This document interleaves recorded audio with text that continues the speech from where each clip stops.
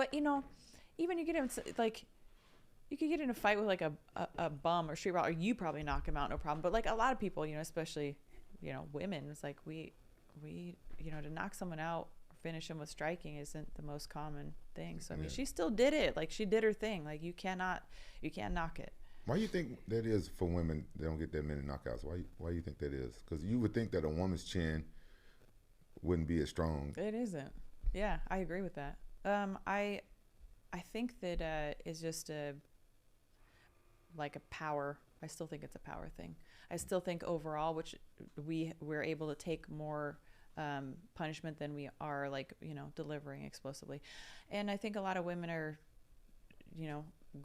grapplers as well. Like I mean we're getting more and more, but like when we first started, it was kind of like, oh, these women didn't know how to stop a takedown. So it's like if you take them down and then they just you couldn't stop it.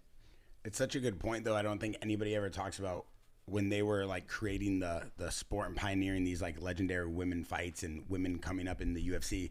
There wasn't a lot of complete fighters. So like you talked about this too, when you were coming up in the game, there wasn't a guy you could go to that knew jiu-jitsu and had really good kickboxing, and then you could kind of get a complete look. So it's so crazy to even think about that. I never even put two and two together to find someone who has really good striking and judo. I mean, we're at least a decade, if not more, behind men's MMA when women started doing this.